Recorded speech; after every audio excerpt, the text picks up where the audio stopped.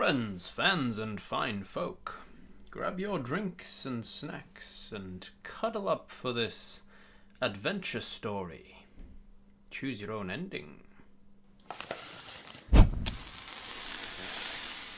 Are you sitting comfortably? Then we shall begin. Some cool artwork. City of Thieves by Ian Livingstone. Ooh, there's a map. We gotta love a map with. Gotta love a book with a map, right?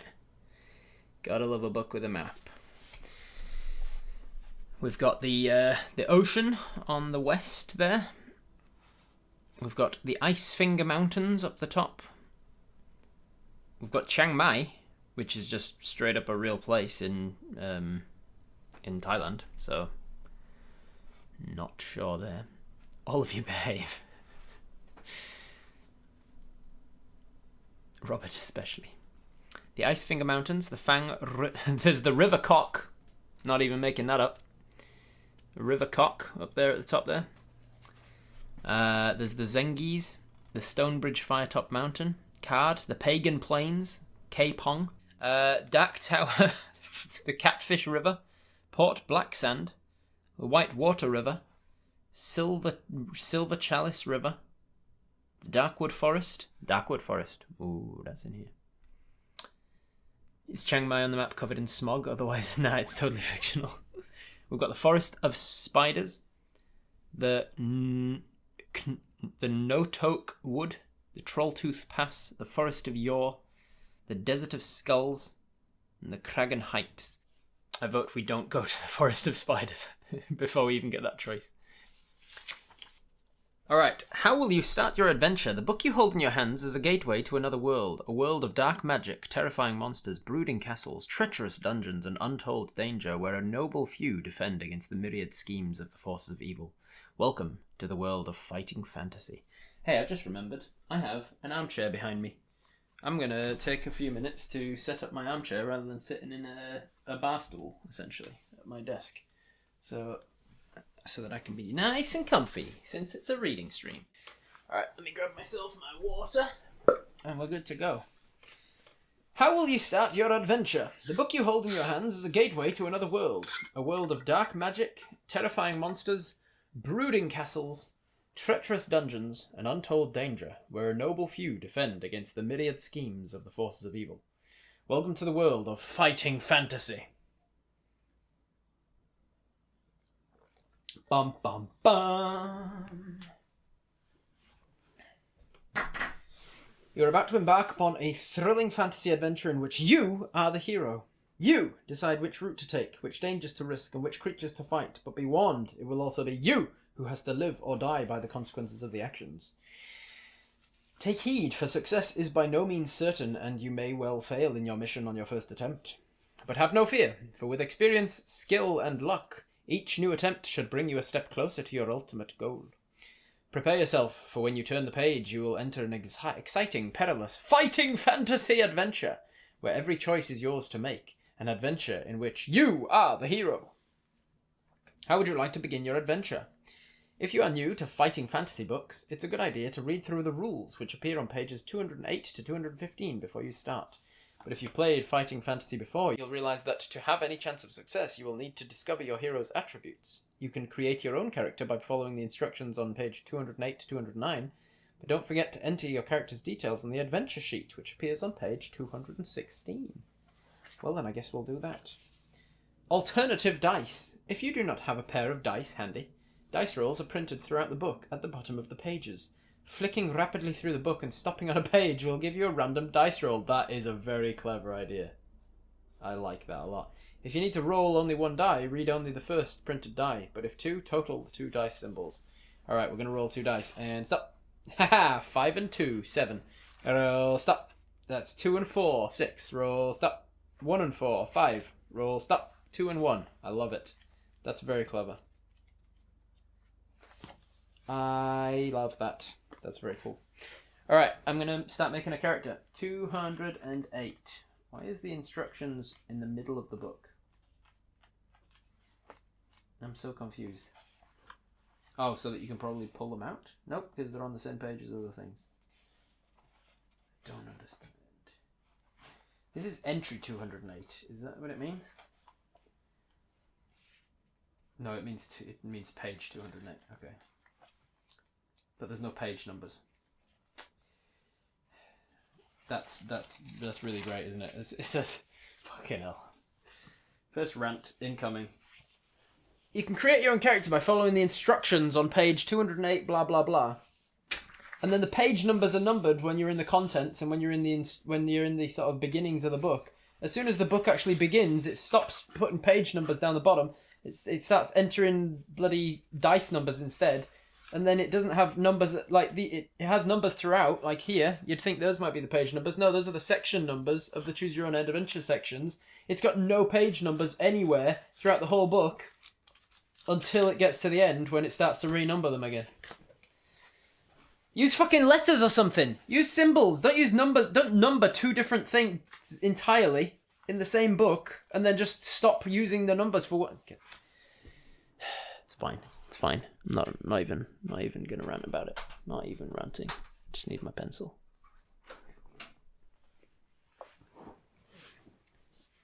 Been given homework on page 1. Yeah. I'm proud of your comprehension skills, Rob. Thank you, Ray. I would have thought instructions would be in the beginning, right? You'd think maybe if you need instructions on how to read the book, on how to make a character for the book, they'd put that at the start of the book. One would think. The book didn't even start and Rob's ranting already. It's exactly what I came for. So if anybody's new to my channel and doesn't know how Choose Your Own Adventure books tend to affect me, you're getting a good glimpse already. 2 levels! I lost 2 whole levels! Alright, how to fight the creatures of the City of Thieves. Skill, stamina, and luck. To determine your initial skill, stamina, and luck scores, roll 1 die. And I hate that it keeps saying die as if we just know which die it is. This is an adventure book. What kind of nerds only use 1 set of dice? I'm assuming that they're going to mean D6s. So let me grab a couple D6s. Roll 1 die, add 6 to this number, and enter this total in the skill box on the adventure sheet. Cool, I'm going to choose a D20. I'm going to choose a D120. Alright, I rolled a 5, add 6. I've got 11 on my skill box. Adventure sheet, where's the adventure sheet? It's in here somewhere. Adventure sheet, here we are. This is what the adventure sheet looks like for those who are playing along at home. Skill, 11. I'm pretty happy with my skill. I think a bigger number's probably better. We'll find out. Alright, roll both die together, add 12 to the number rolled, and enter this total in the stamina box. I'm assuming they mean to add the 2 numbers together then. Alright, what did I get? I got a 6 and a 1, average 7. So I got 7 plus 12, I got 19. 19 in my stamina.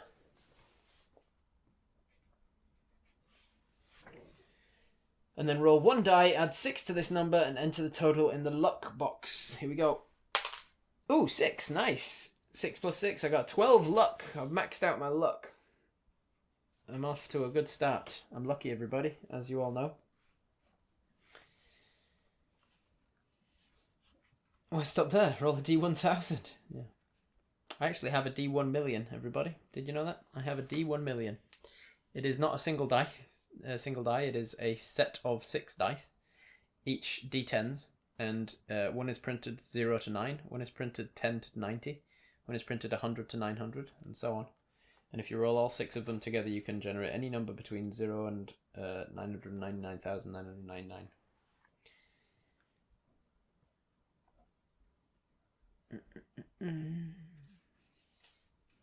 Bigger is good. If she says otherwise, she's probably lying. Nope, not going there. How about if we lose 2 decks, we reroll stats with the D20? I think that's what we're going to end up doing, Cinderfingers, yes. Alright, so skill reflects your swordsmanship and fighting expertise. The higher, the better. Stamina represents your strength. The higher your stamina, the longer you'll survive. That's not what strength means. Luck represents how lucky a person you are. Luck and magic are facts of life in the fantasy world that you're about to explore. Skill, stamina, and luck scores change constantly during an adventure. I already can tell I'm going to get pissed off at losing several levels for arbitrary bullshit. So keep an eraser handy. You must keep an accurate record of these scores, but never rub out your initial scores. Although you may receive additional skill, stamina, and luck points, these totals may never exceed your initial scores, except on very rare occasions when instructed on a particular page. Jesus, I wish I'd rolled better on stamina now, but I'm very glad that I rolled so well on skill and luck. Alright, battles. When you are told to fight a creature, you must resolve the battle as described below. First, record the creature's skill and First, record the creature's skill and stamina scores as given on the page in an empty monster encounter box on your adventure sheet. Monster encounter, enemy encounter sheet. There we are. The sequence of combat is then number 1. You roll 2 dice for the creature and add its skill score. Jesus, I really needed to do some. A box of biscuits, a box of mixed biscuits, and a biscuit mixer. A box of biscuits, a box of mixed biscuits, and a biscuit mixer. Roll 2 dice and add its skill score. The total is its attack strength. Then roll 2 dice for yourself and add your current skill. This is your attack strength. Whose attack strength is higher? If your attack strength is higher, you have wounded the creature. And if its attack strength is higher, it has wounded you. And if you both have the same number, you've both missed. And you start the next attack round from step 1. Now I want biscuits. I kind of want biscuits as well. Brain is shutting down from the info overload. Don't worry, Centerhouse. You're not the one reading it. You're not the one who has to actually know it. You just go along for the ride. If you wounded the creature, subtract 2 points from its stamina score. You may use luck here to do additional damage. See using luck in battles below. If the creature wounded you, subtract 2 points from your stamina score. You may use luck to minimize that damage. See below. Make the appropriate changes to either the creature's or your own stamina scores and your luck score if you use luck, and then begin in the next attack round. This continues until the stamina score of either you or the creature you are fighting has been reduced to 0. Easy peasy. Alright, luck. Sometimes you'll be told to test your luck. As you'll discover, using luck is a risky business. A box of mixed risky business. The way you test your luck is as follows. Roll 2 dice. If the number rolled is equal to or less than your current luck score, you have been lucky. That's dope, because I can't roll less than 12 on 2 dice. If the number rolled is higher than your current luck score, you've been unlucky. The consequences of being lucky or unlucky will be found on the page. Each time you test your luck, you must subtract 1 point from your current luck score. Uh-oh. The more you rely on your luck, the more risky this becomes. I like that. That's a good mechanic. I've been thinking for a while about how to implement a luck statistic into D&D characters, and not just with the lucky feat. I want like all characters to have luck. I really like the special statistics of Fallout. I've not really played Fallout much, but I know the special statistics is strength, perception, endurance, charisma, intelligence, agility, and luck. And it's basically 1 for 1 with the 6 stats of D&D, but also added luck on the end. And if you rename dexterity to agility and constitution to endurance, you've got the word special, and I really like that. And I kind of think that using that in D&D might be an interesting idea. I've never actually put much thought into how to do it, because it would mean like reworking how stats are generated and things, and what does the luck score actually do for you and stuff. But I think one day, when I'm creating my own TTRPG, I'm probably going to end up relying on the special stats of Fallout rather than the 6 stats of D&D. We count not on being lucky. This will definitely be interesting. Yeah, we will see. Using luck in battles. In battles, you always have the option of using your luck either to score a more serious wound on a creature or minimize the effect of a wound the creature has just scored on you. If you've just wounded the creature, you may test your luck as described above, and if you are lucky, subtract an extra 2 points from the creature, so you double your damage. If you're unlucky, you must restore a point to that, so you can either double it or half it. That's not bad. It's probably worth testing your luck pretty often if you're trying to kill a creature quickly. If the creature has just wounded you, you can test your luck to minimize the wound. If you're lucky, restore a point of damage instead of blah blah blah, and subtract an extra damage. Okay. Not bad. Don't forget to subtract a luck every time you test your luck. Easy peasy. So I can test my luck maybe like 10 times or something. Occasionally, a page may give instructions to alter your skill score. A magic weapon may increase your skill. Is it equal to or less than with your testing luck? Equal to or less than you've been lucky. Yeah, okay, cool. Occasionally, a page may give instructions to alter your skill score. A magic weapon may increase your skill, but remember that only one weapon can be used at a time. You cannot claim 2 skill bonuses for carrying 2 magic swords. Your skill score can never exceed its initial value unless specifically instructed. Drinking the potion of skill will restore your skill to its initial level at any time. Stamina and provisions. Your stamina score will change a lot during the adventure. As you near your goal, your stamina level may be dangerously low and battles may be particularly risky, so be careful. You start the game with enough provisions for 10 meals. A separate provisions remaining box is provided on the adventure sheet for recording details of provisions. You may eat only 1 meal at a time. When you eat a meal, add 4 points to your stamina score and deduct 1 point from your provisions. Remember that you have a long way to go, so use your provisions wisely. Don't forget that your stamina score may never exceed its initial value unless specifically instructed on a page. Drinking the potion of strength, see later, will restore your stamina to its initial level at any time. Luck. You will find additions to your luck score awarded when you have been particularly lucky. Remember that, as with skill and stamina, your luck score may never exceed its initial value unless specifically instructed on a page. Drinking the potion of fortune will restore your luck to its initial level at any time and increase your initial luck by 1 point. That's pretty cool. I want to drink a potion of fortune and increase my initial luck to 13. I feel like I'm going to be very glad that I rolled a 6 on my initial luck.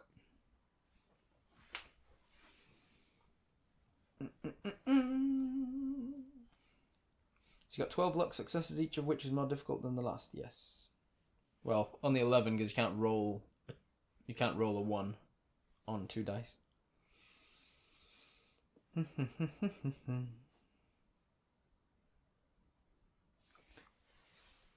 Alright. Equipment and potions. You start your adventure with a sword, leather armor, shield, and backpack containing provisions for the trip. Sword, armor, shield, backpack. But you'll find lots more items as the adventure unfolds. You may also take a magical potion which will aid you on your quest. Each bottle of potion contains enough for 1 measure, i.e. it can only be used once during an adventure. Choose one of the following: a potion of skill, a potion of strength, or a potion of fortune. These potions may be taken at any time during the adventure. Taking a measure of potion will restore still stamina or blah blah blah blah blah blah blah blah blah blah blah blah blah blah. So we actually get to start with one of those potions. Which one would you guys think? Hey Wraith, you're really good at polls. Let's give you some more practice in polling. Can you please, ever so kind, thank you very much, make a poll for the following. Do we wish to start with a potion of skill, a potion of strength, or a potion of fortune? Each of those restores our 3 respective stats to its initial strength, its initial value, but the potion of fortune also increases the luck value, whereas the others just restore it to what it was. Hints on play. There is only one true way through the City of Thieves, and it will probably take you several attempts to find it. Make notes and draw a map as you explore. This map will be useful in future adventures and help you to identify unexplored sections of the dungeon. Not all areas contain treasure. Many merely contain traps and creatures which you will no doubt fall foul of. There are many wild goose chase passages, and while you may indeed progress through to your ultimate destination, it is by no means certain that you will find what you are searching for. The one true way involves a minimum of risk, and any player, no matter how weak on initial dice rolls, should be able to get through fairly easily. May the luck of the gods go with you on your adventure ahead. Cool. So we've got skill, stamina, and luck with backpack items, gold pieces, treasure, and provisions. And it said we start with 10 provisions. No treasure, no gold pieces, and we've got a sword and shield. But they're not in our backpack, so I'm not going to put them in backpack items. We've got enemy encounter sheet. We've got enough for 24 enemy encounters. Oh, we've got another adventure sheet there if we want to go through a second time. That's cool. And then they give you a bunch of different fighting fantasy adverts. Warlock Firetop Mountains, City of Thieves, Citadel of Chaos, Forest of Doom, House of Hell, Port of Peril. Citadel of Chaos, the Forest of Doom, the Port of Peril. Alright, cool. Our adventure sheet is at the end. Got to keep that checked out. So, which potion are we going with? How much time has Wraith put on this one this time? Have you given it like a 12 hours? Can I see it on my phone? Let me see. Activity feed. Polls. Not sure that I can check it on my phone.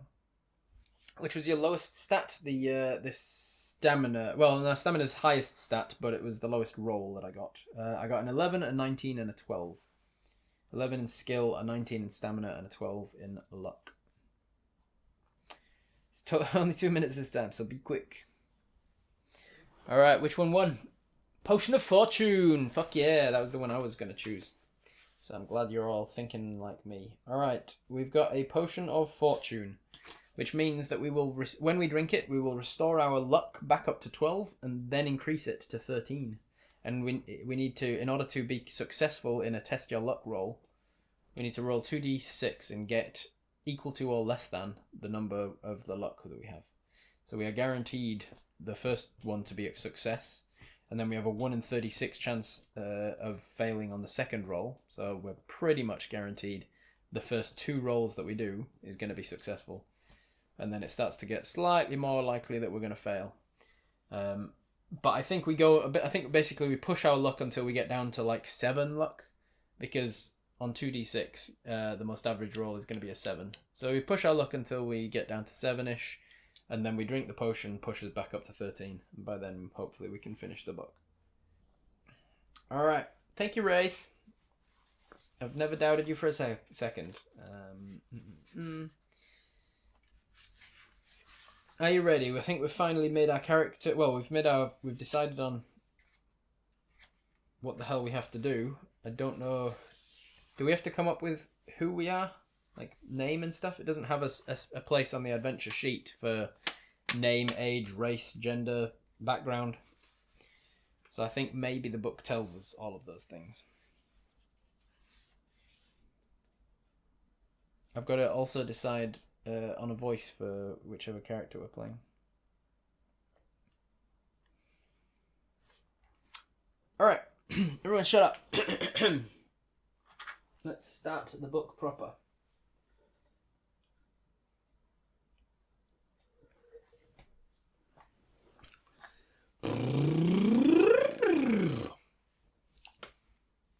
Background. You are an adventurer in a world of monsters and magic, living by quickness of wit and skill of sword. You earn your gold as a hired warrior, usually in the employ of rich nobles and barons, on missions too dangerous or difficult for their own men. Slaying monsters and fearsome beasts in pursuit of some fabled treasure comes as second nature to you. Being an experienced and highly trained swordsman, you allow nothing to stand in your way on your quests. Your success on a mission is always assured, and your reputation has spread throughout the lands. Whenever you enter a village or town, the news of your arrival spreads through the citizens like wildfire, as few of them have ever met a dragon slayer before. One evening, after a long walk through the outlands, you arrive at Silverton, which lies at the crossroads of the main trading routes on these parts. I'm going to have to start a map, aren't I? I'm going to have to start a map. Let me get some scrap paper from my wardrobe here. Oh god, things are in my way. Scrap paper. Come on, beast. Get out of it. I got a little notebook. I got a little notebook. Boo doo doo doo doo boo. Come on. Come on, bloody paper. Right. So we arrived. We walked through the outlands and arrived at Silverton. So I'm going to write outlands. Now I'm going to put a little town here. I'm going to call it Silverton.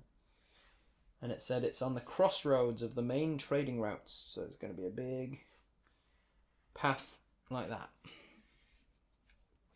We're off to a great start.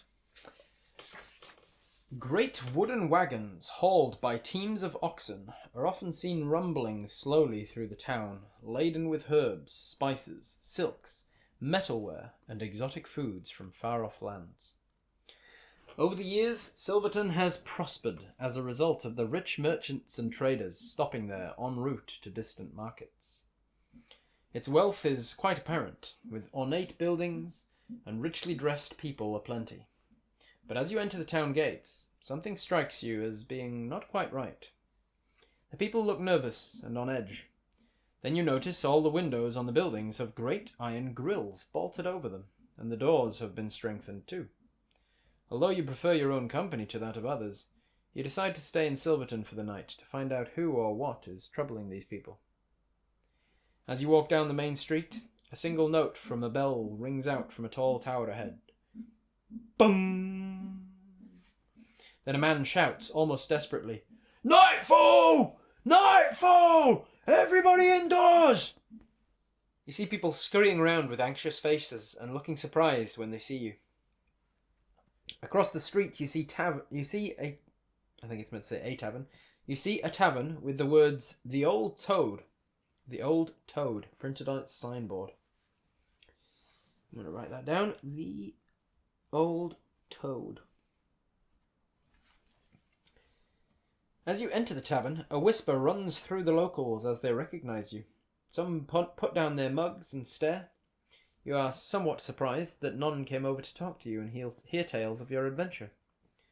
Walking over to the counter, you ask the old innkeeper for a room and a hot tub. A hot tub, not a hot tub. But he ignores you and shuffles over to the great oak door, pushing 6 large iron bolts into place. Only then does he turn to you and say quietly, "It'll be 5 copper pieces for the room and 1 more for the tub, in advance if you please." You reach into a leather pouch on your belt and toss the coins on the counter. He hands you an iron key, but at that very moment there is a loud knocking at the door, followed by a voice shouting, "Open up! Open up! This is Owen Caroliff!" The old innkeeper shuffles over to the oak door again and slides open the bolts. Then a fat and balding man, dressed in rich scarlet robes, bursts into the tavern, looking around frantically.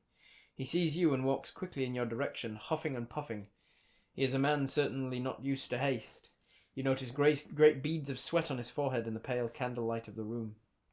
As he nears you, he calls out urgently, "Stranger, I must speak with you. Please sit down, it's important that I speak with you." When he turns to the innkeeper to snap his fingers for food and drinks, you can see that he is obviously of some standing in this town, but his face is full of anguish and sorrow. Before we go any further, I'm just going to add iron key to my backpack items, because who knows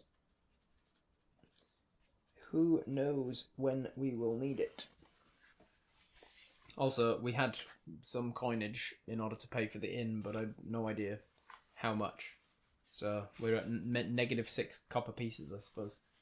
Writing in a book is giving me anxiety. Yeah, I thought about that. I'll probably write on a separate piece of paper, and then I thought, who the fuck cares? I'm never going to use this book again after this.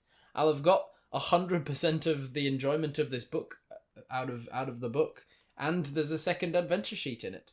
I could sign this book and then give it away as a prize after I'm done reading it. I don't give a shit what I'm doing with it after this. I'm not going to read it again. So, being curious, you decide to hear what the man has to say. He pulls out a chair for you at the table, bidding you to sit down, and the innkeeper bustles in with a tray laden with hot broth, roast goose, and mead. The man in the scarlet robes sits opposite in silence, watching you as you feast, as though examining you for some purpose of his own. The book has made the choice that we are not vegetarian, I guess. Finally, as you push your plate away, the man leans forward and says in a low but anxious voice, "Stranger, I know of you and seek your aid. My name is Owen Caroliff, and I am the mayor of Silverton. I am the only mayor, and I'm the only mayor that's worth being mayor, and I'm definitely gonna stay mayor forever because none of the other candidates for mayor are worth even mentioning. They're pointless and useless, and they're all deeply flawed humans, and I am the mayor, and I will remain the mayor forever." It's weird that the book goes into this much detail about this guy being the mayor. "We are in great trouble and danger. We are living under a curse, and it is I who must rid us of it. 10 days ago, 2 messengers of evil rode into town on huge black stallions with fiery red eyes. It was impossible to see the faces of the riders, for they wore long black cloaks with hoods pulled up over their faces. Their voices were cold, and each word spoken ended with an unnerving hiss.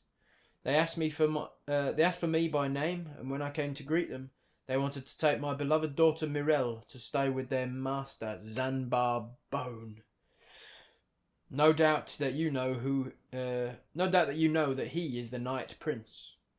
Of course, I refused their demand, and without another word, they turned and rode slowly out of the town, heads down and shoulders hunched. I knew then that beneath the cloaks were hidden the skeletal and soulless bodies of the spirit stalkers.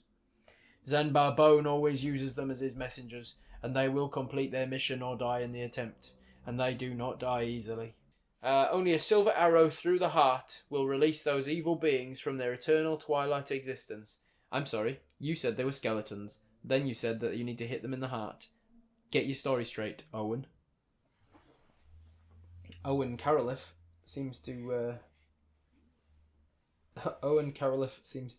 have a problem with human anatomy if he thinks that they are able to be shot in the heart as skeletons. Who knows what it would take to kill Zanbar Bone? Anyway, that same night after the spirit stalkers left, our troubles began. The Night Prince was angry and determined to harm us.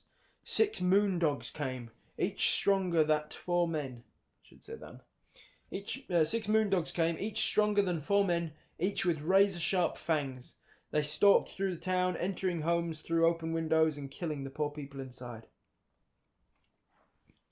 In the morning we counted 23 dead, so we barred our windows and bolted our doors. Yet each night the moondogs return and we are unable to sleep for fear that they might find a way into our homes. Some people are now talking of sending Mirelle to Zanbar Bone. Those whimpering traitors, I should have them flogged. But what good would that do? There is but one hope, and that rests with you, stranger. There is a man called Nicodemus, who, for reasons I'll never understand, lives in Port Blacksand. The place is commonly called the City of Thieves, as it is the home of every pirate, brigand, assassin, thief, and evildoer for hundreds of miles around. I mean, that probably keeps a huge area of zero crime for hundreds of miles around. It's very useful of them to all stick around. You'd think that they would spread out and be like, hey, it's easy pickings over here, because that town next over, no thieves or brigands or evildoers. Which means that they're not really protecting their house, they're just leaving their shit out. I can just go there and make a living. Weird that the criminals all choose to stay in a city of criminals. Maybe it's a curse. I think he lives there just to get some peace from the likes of us. He is a wise old wizard, and is unlikely to come to much harm even in Port Blacksand, for his magical powers are great. He alone is capable of defeating Zanbar Bone. You just said on the previous page that you don't know what it would take to defeat Zanbar Bone. So how do you now know that this one man is the only person who can do it? Consistency, please, Ian Livingstone. He used to be a friend of mine many years ago. We need him, and I beg you to bring him to us. None here dares to enter Port Blacksand.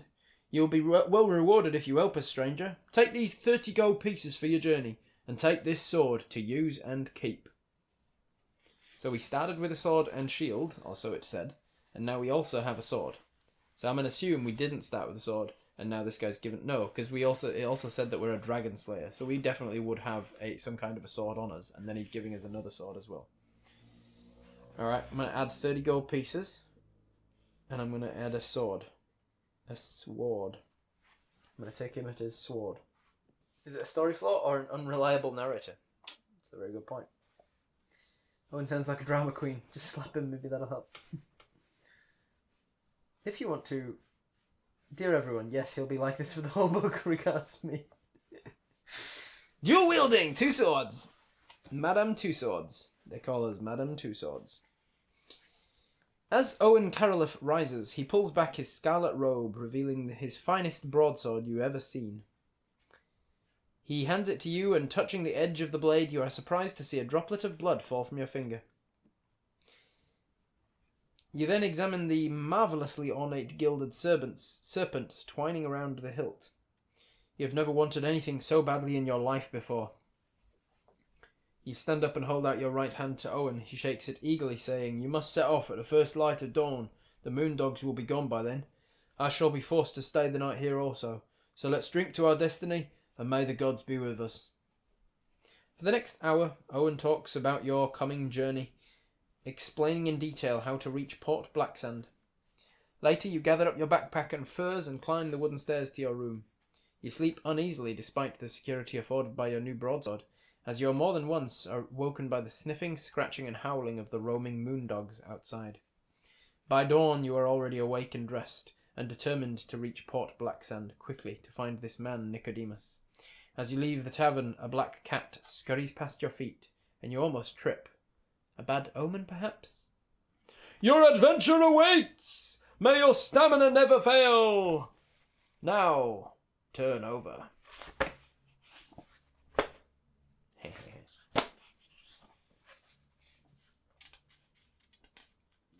If you bleed on it, it's yours. By the rules of the street, you bled on this sword, therefore it's yours. That would be a terrible way to ascertain ownership of a sword, given that it's a weapon. Alright, let's have a look at that map in the front of the book to see where we were. Silverton, was it? Yeah, Silverton. Now, it says Silverton is on the crossroads of 2 different very blobbies, but there's no crossroads drawn on the map. It's just out in the middle of the plains, between 2 rivers. So, I guess they just haven't drawn on the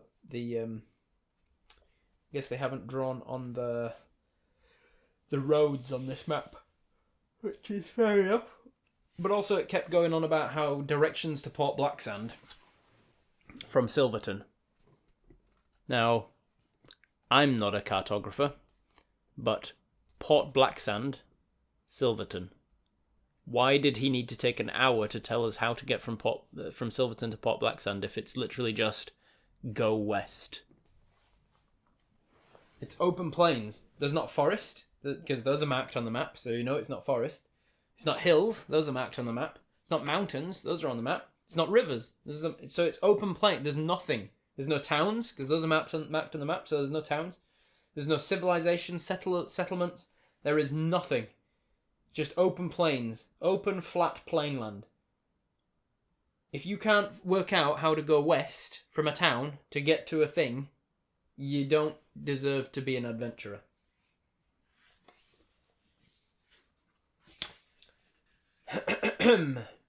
Number 1. The walk to Port Blacksand takes you west some 50 miles across plains and over hills. Hills that aren't drawn on the map. Somebody, by the way, anybody who feels like they might be here for the whole thing, could you keep a track of which numbers we're going through in the things? Because occasionally I have been known to accidentally screw up and get utterly confused and lost as to how to finish the book, because I ended up going in a big circular loop because I forgot I misnumbered something. Are you reading as a bedtime story or having a critique? Oh, yes. Very much so. Fortunately, you get there without any harmful encounters. Eventually you reach the coast and see the high city wall surrounding Port Blacksand and the cluster of buildings projecting into the sea like an ugly black mark. Ships lie anchored in the harbour, and smoke rises gently from the chimneys. It looks peaceful enough, and it is only when the wind changes that you smell the decay in the breeze to remind you of the evil nature of this notorious place. Following, because everybody knows that like brigands and thieves and stuff, they smell like decay. Smells evil, you know. Following the dusty road north along the coast to the city gates, you begin to notice fearful warnings. Skulls on wooden spikes, starving men in iron cages suspended from the city wall, and black flags everywhere. As you approach the main gate, a chill runs down your spine and you instinctively grip the hilt of your broadsword for reassurance. At the gate you are confronted by a tall guard wearing a black chainmail coat and iron helmet. He steps forward, barring the way with his pike, saying, "Who would enter Port Blacksand uninvited? State the nature of your business or go back the way you came." "Our first choice, everybody. Will you tell him you wish to be taken to Nicodemus, tell him you wish to sell some stolen booty, or attack him quickly with your sword?" Alright, how do we want to do this? Do we want to do 1 minute polls every time? Feels like it might take us a little bit of, slow us down a little bit. Maybe I should just make a chat. Or maybe you should just chuck it in the chat, which of those three you want to do, and I'll just kind of take a visual. Tell him you wish to be taken to Nicodemus, tell him you wish to sell some stolen booty, or attack him. Which do we want to do? Alright, the booty has it. Turn to page 33, or turn to section 33. Tell him you wish to sell some stolen booty. Alright, so we've gone from 1 to 33, for those keeping track. Maybe I'll also try and keep track if I can. 1 to 33. You tell the guard that you wish to sell some silver chalices that you stole from a tavern in Silverton, and that you will pay him a gold piece for his advice as to where to go for the best price. The guard looks at you suspiciously, saying, "Let me look at these chalices in your backpack before I admit you." Uh-oh. So, will you now tell him that you know the chalices are cursed and should only be examined by a mage? Try to run past the guard into the main street, or attack him with your sword? Just stab them is usually an option in this book, so we'll have more opportunities to do it. Good to know. Alright, 1, 1, 1, 1, 1, 1, 1, 1, 1, 1, 1, 1, 1, 1, 1. So many ones. Most people saying 1. Marie wanting to get us killed by a guard on the very first encounter. Alright, keep up the bluff. We are turning from 33 to 381. That is quite the jump. We are jumping pretty much to the back of the book. 381. The guard frowns and says, "A likely story, I'm sure. But I suppose you are just the same as all the rest inside this city. You may enter at your own peril or by my advice for 3 gold pieces. If you wish to head straight into the city, turn to 74, and if you wish to buy the guard's advice, make the necessary deduction on your adventure sheet and turn to page 261. So, do we want to just enter straight into the city without his advice, or do we want to pay $3, 3 gold, and get this guard's advice? Ooh, we're down to the wire here, so I'm going to roll for it, since you guys are kind of undecided. Odds, we are going to do number 1, evens we do number 2. That is evens. We're going to do number 2. We're going to make the necessary deduction from our character sheet and turn to page 261. So we've gone 133, 381, 261. Alright, so we are going to turn to our adventure sheet and deduct the gold pieces down to 27 gold pieces and turn to 261. 261. Come on, you bastard. Here it is. "This city is ruled by Lord Azur, and he is a mean man. When you preside over the chaotic inhabitants of Port Blacksand, you have to be mean. and he's the meanest. I should warn you that if you are found without a pass, you are as good as dead. I would get one if I were you, and pretty quickly." Then he makes a sweeping gesture of the arm, and you walk past them into the city. Was that worth 3 gold pieces? Yet to be seen. All he's told us is Lord Azur, Azzur, is a mean man, the meanest, and if he finds us without a pass, we are dead. Turn to 74. Alright. Through the main gates, you see that the rubbish-filled streets of the port are narrow and cobbled. Old and decrepit buildings line them closely, with their upper stories overhanging menacingly. You may A. Go west down Key Street. B. Head north along Market Street. Or C. Go east down Clock Street. Do we want to go west, north, or east? Key Street, Market Street, or Clock Street? Why do I feel like we just got fleeced? Yeah, because we just spent 3 of our 30 gold to get told, oh, the guy who runs the city's pretty mean. The guy that runs the city full of crooks and thieves and brigands and vagabonds and pirates. Yeah, the guy he's pretty nasty. Which direction is Silverton? Let's just go back. Alright, that's 3 votes for north. We're going along Market Street. We're going 116. Let's go along Market Street. It gave us nothing to go on, so like, how were we meant to make a choice? Walking north along the street, you see an entrance to a small herbalist's shop to your left. Looking through the window, you see a wooden counter with a pair of scales upon it, and many sacks of different herbs crowding the floor. There is a small archway leading out the back of the shop to another room. There is an open sign on the door, but the shop is empty. If you wish to enter this herbalist's shop, turn to 250. If you'd rather continue walking north up Market Street, turn to 93. Do we want to go into the shop or not? What we can see through the window is that it's empty. There's a wooden counter with a pair of scales on it, a bunch of sacks of herbs, and a small archway leading to another room out the back. Raid the shop. In. Lots of... It's way more people saying go into the shop than saying get out of the shop. Alright, so we are going to go into the shop, which is 250. We're turning to 250. Tring! A small bell rings as the door opens, and a creature wearing a brown apron over his clothing hurries through the archway from the back room into the shop to stand behind the counter. He appears human-like, but has very ugly facial features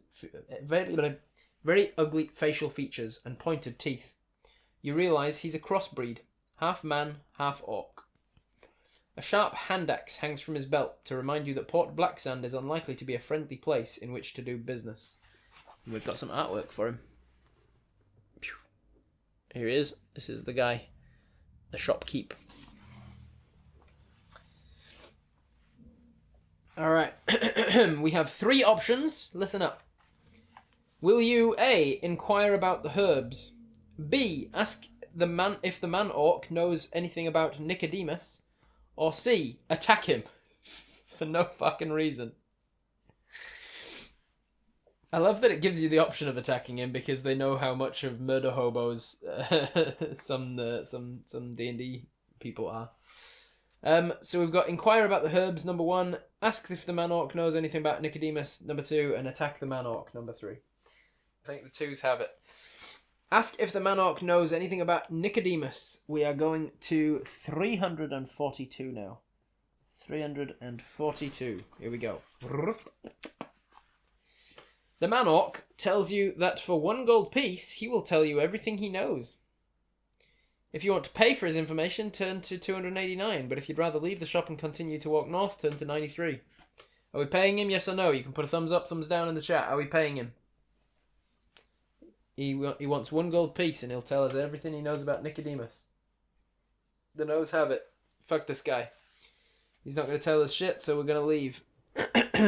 We are going to leave, we're going to keep our money, and we're going to walk out 93. Continue to walk north. On the right-hand side of the street, you see a tavern called the Spotted Dog. If you wish to enter the tavern, turn to 62, and if you'd rather continue north, turn to blah de blah. Are we entering the Spotted Dog? Yes or no? Thumbs up, thumbs down in the chat. That was a wasted shopping trip. Well, we know what's in there now, Leewood. We know it's a man-orc, a crossbreed. What would be called an urk in my world. Oh, yeah, a lot of people want to go into the Spotted Dog. Yeah, we can attack. Yeah, when we just walked in, we had the option of, do you want to stab this guy? But when he tried to fleece us out of money, we didn't have the option of stab this guy.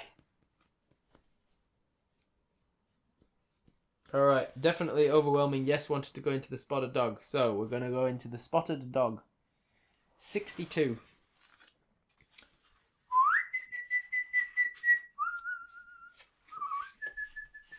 Oh shit, man, we get five choices at the end of this paragraph. The old wooden doors open into a dingy, smoke-filled room. There are 8 round tables in the centre of the room, with some of the most mean and shifty-looking rogues that you have ever seen sitting at them. At the back of the tavern is a long wooden bar covered with bottles and mugs. Behind the bar stands the innkeeper wearing a grubby apron. He is quite old, bald, and has an ugly black scar running down his right cheek. Not all of the customers are human. Here's the artwork for this dingy, smoke-filled room. There are going to be 5 options, so because slow mode is on, I would suggest holding off typing anything for now, because you're going to get the option in a second to vote. So just to give you a recap, old wooden doors, dingy smoke-filled room, 8 round tables in the centre of the room, lots of mean and shifty-looking rogues, 1 long bar across the bottom, across the back, covered with bottles. Innkeeper wearing a grubby apron, bald, old, has an ugly black scar down his right cheek. You with me? Here are your options. Do you want to walk over to the bar and talk to the innkeeper? Do you want to sit down at a table with 3 dwarves who are playing a dice game? Sit down at a table with 2 goblins who are arguing? Sit down with 3 humans who are sticking daggers quickly between their fingers on the table? Or turn round and leave the tavern, continue walking north? There's your options. 1 through 5. Talk to the barkeeper is number 1, or A. Sit down with the dwarves and the dice. That's option 2, or B. Sit down at the table with 2 goblins who are arguing. That's option 3, or C. Sit down with the 3 men doing the dagger knife finger thing. That's option 4, or D.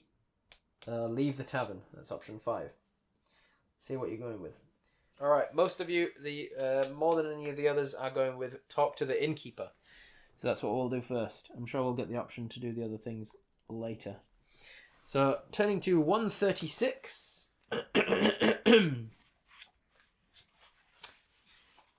You walk over to the bar and you order a drink. The old innkeeper scowls and tells you he doesn't serve people from out of town. He pulls a dagger from his belt and, stabbing it into the bar top, tells you to leave. If you want to fight this innkeeper, turn to 270. If you want to leave the tavern and head north, turn to 296. Fight the innkeeper, yes or no? Thumbs up, thumbs down. We're in his tavern, surrounded by some of the, quote, meanest and dodgiest looking rogues you've ever seen. Do we want to fight him? We're going to die, but we can just respawn. Oh, you are 11 versus 11 here. I'm going to have to put it down to a roll. Here we go. Odds it is, we're going to fight this guy. Alright, fight the innkeeper, 270. We've got a broadsword, he's got a dagger. What can go wrong? As you draw your sword, the innkeeper lets out a loud whistle. The trapdoor behind the bar flies open and you hear low grunting. An ugly head pops up through the door as you watch the large green body of a troll emerges from the cellar. He's carrying a wooden club. The innkeeper points at you, and the troll lumbers slowly round the bar, swinging his... I'm sorry, That guy's had too many actions. I don't care if he beat me in initiative. He didn't know he was about to start fighting, so therefore it's surprise round for us. He gets to act. He gets to call his troll friend. He gets to use an object interact to open the door. He gets to use his movement to get up out of the thing, and then he gets another action to dash, and the troll's getting all the way around the cell to us, all before we can draw a fucking sword and cut the bartender's head off. I don't think so. The innkeeper points at you, and the troll lumbers slowly around the bar, swinging his club in the air. All the tavern's customers start to chant, "Fight! Fight! Fight!" And and they all stand up to form a ring around you and the troll. You are forced to fight. So, we have our first encounter. The troll has skill 8 and stamina 8. I'm going to put those in its little box. 8 and 8. I'm going to call it troll. Establishing our dominance. Exactly. The innkeeper's just trolling us. Eat the troll. Eat the troll. Kick him in the nuts. You got a Wingardium Leviosa. That's how you deal with a troll, right? Alright. If you manage to kill the troll, turn to 26. It doesn't say what to do if I don't manage to kill the troll. I guess because if I die, I just die, don't I? Alright. Now, it said to roll 2 dice for the troll, 2 dice for me, add its skill, and then whoever's got the highest skill gets the attack. So the troll has a skill of 8, I've got a skill of 11, so I've got a pretty good chance of kicking this troll's ass. 2 of you in the chat, roll a d6. Let's see if this is going to work. Or, just one person roll 2d6. I'm not sure if that works with the mod that I currently have. Somebody try and do exclamation mark, I think it's exclamation mark roll 2d6. Let's see if that works. Okay, right. It doesn't seem to work. So we've got Wraith rolled a 4, Ajo rolled a 4. Alright, so you rolled an 8 plus 11 is 19. And then the troll got a 1 and a 4, that's 5, plus 8. The troll failed. The troll failed and takes 2 damage, which is 2 off of its stamina, taking it down to 6. Do we want to test our luck, guaranteed to succeed on this first attack, and turn that 2 damage into 4 damage and take it to half health immediately in the first strike? Yes or no? No, half troll, half adventurer, kids. If you want to fight this troll, turn to page 26. If you want to make sweet love to this troll. Where's your shrug emote? Alright, we are going to test our luck. I'm going to roll 2d6, and if I get a 12 or less, then we succeed on being lucky. Hey, well, what do you know? I got a 4.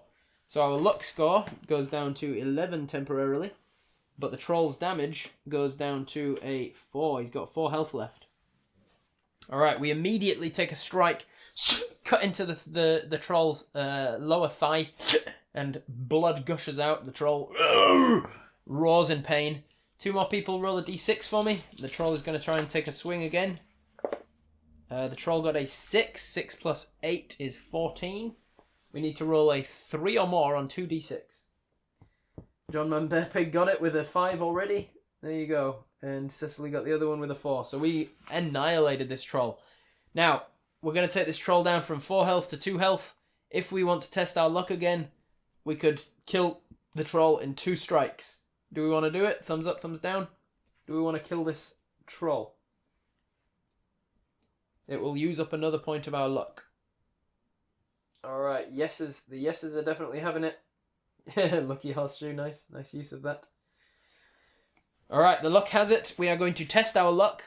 I need to roll an 11 or less on 2d6. And I got it. 5.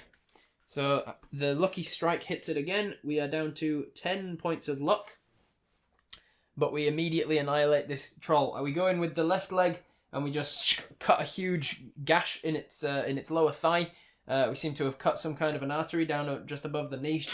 The troll sort of buckles under its own weight on its left knee, no longer able to hold its weight up.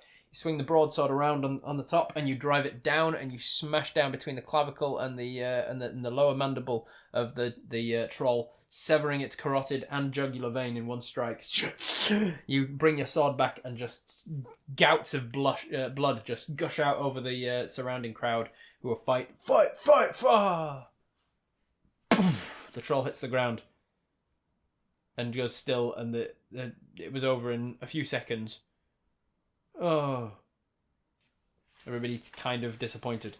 Let's see. Turn to page 26. I'll move that to 26. You sheath your sword again and look around at the circle of spectators. Having witnessed your excellent swordsmanship, each goes quietly back to his table, not wishing to anger you any further. The innkeeper apologizes for his unfriendliness and invites you to sit at the bar and enjoy a drink on his expense. Are you not entertained? You ask him if he knows the whereabouts of Nicodemus. The innkeeper frowns and looks at you inquiringly, and then he says, I don't know what you want with that wily old wizard.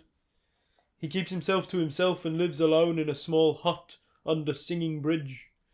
Keep walking north along Market Street, through the marketplace, and you'll come to a bridge that crosses Catfish River and leads to the old part of the city and the harbour. Nicodemus won't talk to you, and he knows enough magic to keep even the toughest away.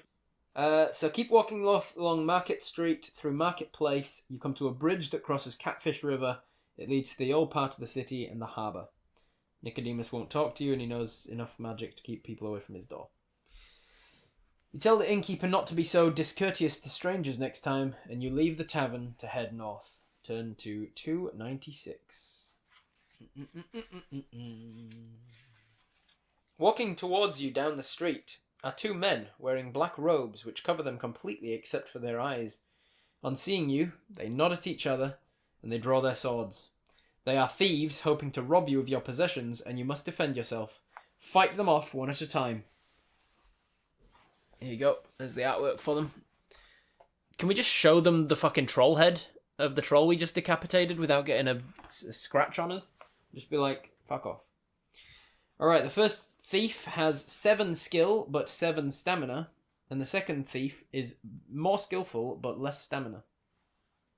If you win, turn to 147. So we have to fight them both one at a time. 7, 7, 8, 6. 7, 7, 8, 6. It says fight them one at a time, but I don't like that. I'm going to fight them simultaneously. 7, 7, 8, 6. Thief.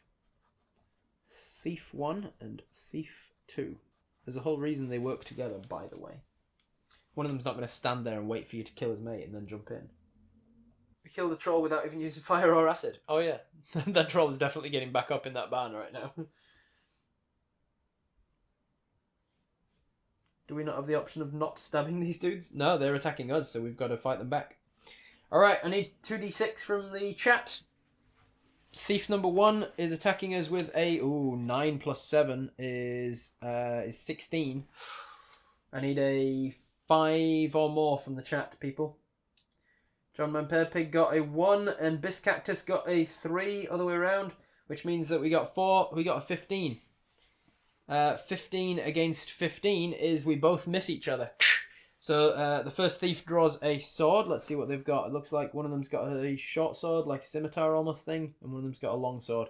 The first thief comes at us with a long sword. We bring out the broadsword, still got the troll's blood on it, and we manage to draw it just in time as he gets to us, and we block his attack, and he blocks ours. The second thief is going to run in. I need 2 more d6. 24. I see. Keep rolling d6 in the chat, everybody. We're going to need a lot of them for this fight. Alright, we got, the second thief got a 3 and a 2, which is 5 plus 8 is 13. So we got a 13, we need to beat a 13, we're going to get this. We can't miss on a 13 when we've got 11 skill. Alright, let's see, we've got, Wraith got a 6, and the next d6 was a 3. So we got 9, 9 plus 11, we definitely hit. So we are going to strike the second thief, taking him from 6 health down to 4 health, unless we want to roll for luck and try and take him down to 2 health. Thumbs up, thumbs down in the chat. Do we want to take him from 6 to 2 instead of 6 to 4? Can you roll regular dice? You can, Leewood. I will trust you to do so. Alright, most people say no, don't bother testing luck for this one. So we are just going to do 2 damage to him. He is taken from 6 to 4. I'm going to make the executive decision as the game master that if we can take these guys both below half their hit points each without taking any damage, they are going to turn tail and run, because that makes much more sense. That two thieves aren't going to fight to the death like a troll would. Two thieves are going to go, oh fuck, we picked the wrong fight, and they're both half health, they're both going to skedaddle. But right now, they are both, neither of them are bloodied, neither of them are wounded, so they are going to keep fighting. We're on to the next round. Thief number 1 is going to attack us. Ooh, that's going to be bad. That's a 9. 9 plus 7 is 16. 16. What we got next? Let's grab some more numbers from the chat. The next one was a 4 from Jay Spates. A 4 and a 5, both from Spates. Alright, so good job, Spates. You got us a 9. 9 plus 11 is 20. 20 beats his 16. So we are going to attack Thief number 1 for 2 points of damage, unless we want to use a luck for it. Yes or no? Do we want to turn that 2 points into 4 points, taking him to below half his health? Alright, we are on the yes. Yeses have it, just. So we are going to test for luck. We need to roll a 10 or below. We got it, 10 or below, so that 10 becomes 9. We have got 9 points of luck left, but we do 4 points of damage to Thief 1 in a single strike, and he's only got 7 total. So he is down to 3 left, and he goes, oh, fuck. So we bash his attack to the side. We bring our sword across and just elbow this guy in the face. Breaks his nose and pushes his head into the wall. He staggers back a little bit. We use that momentum to drop down to one knee as this guy is now bringing his sword around. We drop down beneath the attack and strike him up through the gut. Cut him open and cause first blood. That guy's Thief number 1 is thinking twice, but Thief number 2 is not wanting to lose face yet. He is going to attack us. Double 1. So Snake Eyes plus his attack modifier of 8 takes it to a 10. We've got to beat a 10 with an 11 plus 2d6. We cannot fail. So we are going to win that second attack, and we're going to do 2 points of damage to him, taking him to 2 points of damage. Alright. Here's the choice for us, everybody. I made the executive decision as the dungeon master of this book that now that they are both on less than half health and they haven't done any damage to us at all, they're going to turn tail and run. But you have the option of whether or not to leave them to run. You could chase them down and kill them, especially because you are getting the potentially killing blow on the thief. If you want to test your luck, he's got 4 hit points left and we've just hit him for 2 of them. If you want to test your luck and get it with a 9 or less on 2d6, you could just kill him with a single blow. Kill them and we can loot. I can't just make up loot on the spot, Wraith. Although I could look ahead and see if they actually have any loot on them. Let them run. They need to learn a lesson. Kill them. That's how you teach somebody a lesson, Marie. I'm very disillusioned or very confused to hear a teacher say they need to learn a lesson. Kill them. All right. Are we letting them run? Yes or no? Thumbs up, thumbs down. Are we letting them run? We are kind of right down the middle on this, so I'm gonna have to put it. I'm gonna have to put it to a roll. Odds. We let them run. Odds. We let them run. All right. So the 2 thieves attack us. We very nimbly smack one, slice open the guts of the other one, and then as the second one who just got his head bashed against the wall comes back for another attack, we quickly do like a quick parry, one of those sword fencing things, and his sword goes flying. We cut his hand in the process. He looks down, realizes he's disarmed, looks back up at us, and just turns and runs away. So 147. Turn to 147. I'm very impressed with our fighting skill, by the way. 147. As far as this book goes, having a really high skill is much better than having high stamina. So as far as we went, we rolled maximum when we rolled our luck, which has been very useful. We rolled 1 less than maximum when we rolled our skill, which is actually the most useful. Because if you have a high skill, you're never going to lose your stamina. Never say never. There's probably going to be traps and things that will take away our stamina without them attacking. But in a straight dueling one-on-one fight, you only lose stamina if you lose the skill off. So having a high skill is actually proving very useful for us. Alright, 147. I'm going to say that because we chose to let them leave, we do not get the loot. It says, a search through the leather bags of the thieves produces 16 gold pieces and a glass phial containing a green liquid. If you wish to drink the liquid, turn to blah, and if you would rather just take the gold and press on northwards, turn to blah. And I'm going to say, you didn't kill either of them, so you don't get any loot. They ran away with it, and that was your choice. You guys made the choice to let them run, and they ran. So I'm going to say that we do not get the choice of drinking the liquid. We will instead just take the gold and press on northwards, turn to 105 without taking the gold. 105. This is why you always kill everyone. Alright, 105. Most of the houses in the street are joined in a long terrace. I've got to write down 105. 105. Most of the houses in the street are joined in a long terrace, but you see one on the left side that stands alone and is set back. There appears to be a large wooden kennel outside the heavy oak front door. If you wish to approach the front door, turn to blah, and if you wish to keep walking, turn to blah. Are you trying to make us murder hobos? Nah, man, I'm just giving you choices.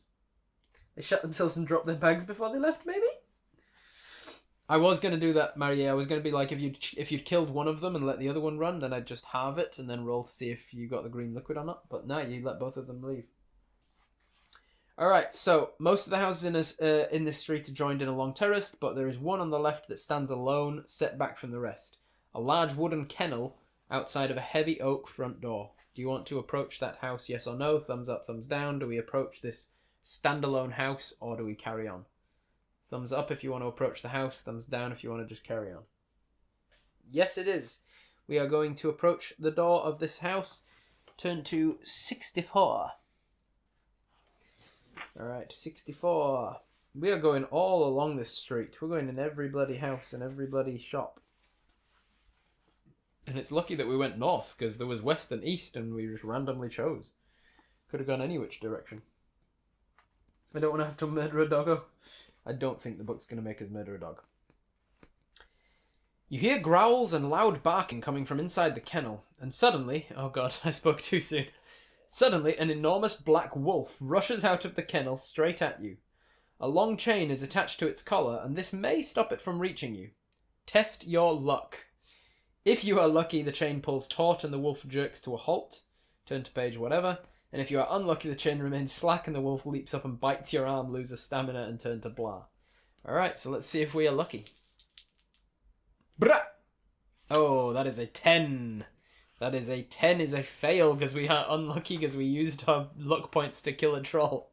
So, of course, we rolled and got a 10. I think you only lose a luck if you succeed, right?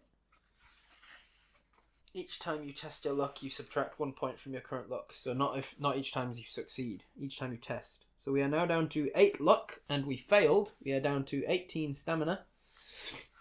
Ouch! We got a bite from a big old wolf. We were unlucky. The chain remains slack, and the wolf leaps up and bites your arm. Lose 1 stamina point and turn to 309. Pet the dog? If take the dog is not an option, I'll be very sad. There are, in fact, many opportunities to murder doggos. Oh, shit. Really? Oh, man. Didn't we actually use our last luck on the thief? No, man. We started with 12 points of luck. We used 2 points on the 2 points on the troll and 1 point on the thief. Oh, you mean the last as in the previous, not the last as in the last one. Yes, the previous luck that we used was on the thief, and if we hadn't used that, the dog would have missed us. C'est la vie. Alright, turn to 309 as the doggo bites us. You shake the wolf off your arm and draw your sword. The wolf snarls and leaps at you again. Now we have to fight a wolf. Sorry everybody who wanted to pet a doggo. Because you wanted to injure a thief, you got bitten by a wolf and now we have to fight it to death. Skill 5, stamina 5. This fight will be easy. I'm going to kick this dog's ass. Somebody give us some d6s in the chat. You know how it works. D6s in the chat. I'm going to roll for the wolf. The wolf got a 6 plus 5. That's 11. We need to beat an 11 with an 11 plus 2d6. We can't lose. So we are going to take 2 points of damage from the wolf. Unless you want to make it lucky and do 4 points of damage. It has 5. So do we want to almost kill this wolf, take it from 5 down to 1 in a single strike? Thumbs up, thumbs down. We will have to test our luck in order to do so. And it will be an 8. It will be an 8 on the 2d6. Alright, no, we are not testing our luck to critical hit this wolf. So instead, we're going to just do a regular strike. So as it bites us on the arm, ow, fuck! We reach out, we draw a sword out and we strike down at the dog. We shave off some of its hair down one side, cut down into its back leg. I should say wolf, not dog. It is a huge black wolf that started the fight. It's his fault, not ours. We are on his property though, so it's kind of ours. Alright, second round.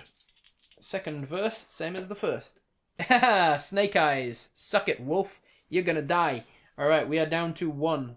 We have struck the wolf. It yelps. And it jumps up at us again. And we bring our sword round again and bash it in the side of the jaw. It is knocked to the side. It is on 1 health. Can we stop killing this thing? I don't know. I'm gonna read ahead. I'm gonna turn to page 97 and see if it specifically describes us murdering this wolf. In order to do the thing we need to do to continue, the dog pretty much needs to be dead. Loot the wolf. Loot the wolf. Stop killing it. I don't think that we can. Just go into someone's yard and kill their dog. Essentially, yes. Alright. Third round, everybody. That is a 6. 6 plus 5 is 11. We cannot lose. So that wolf may have been a puppy because it could not strike us for shit unless it got a surprise attack. So as we give it a quick and merciful death, right across the head, the dog goes down dead, and we walk up into its kennel. Don't know why we wanted to check out its kennel, but we do. You decide to take a quick look inside of the kennel. Hanging on a hook inside is an iron key, which you place in your pocket. Add 1 luck point back and turn to 353. So we are back up. That was a lucky key that we found. So we are now back up to 9 luck. It was lucky that we got bitten by that dog and killed and lost control. And we now have iron key times 2. Because we got an iron key from the beginning as well that it didn't say to lose. Alright, turn to 353. Go to the barbarian montage. Kill the wolf, skin it, wear its skin as a warning to other wolves. 353. Where are we going? You try and turn the large brass handle on the door, but it is locked. If you have an iron key, turn to 181. If you do not, you may try to either force the door open or return the street to head north. Haha! Because we murdered the dog, we have a key. And so therefore, we can get in without breaking the door open. 181. 181. This is why you always murder things, everybody. It's only ever worked out for the better. 181. 181. The key fits the lock and the handle turns. Turn to page 159. Why would that need to be its own thing? Why would you not just take us to 159? Ay. 159.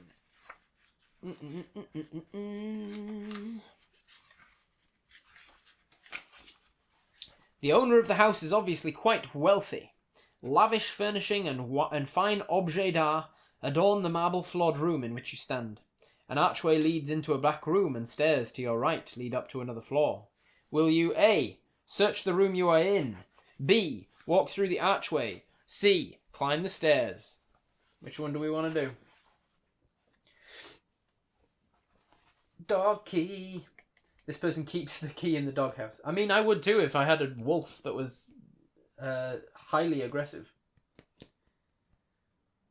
We technically already had an iron key, though. True, we did have an iron key. Like, the person in Silverton, it just said an iron key. The person in Silverton gave us an iron key for our room, and apparently it's the same key that could have opened this guy's living room, like 50 miles west.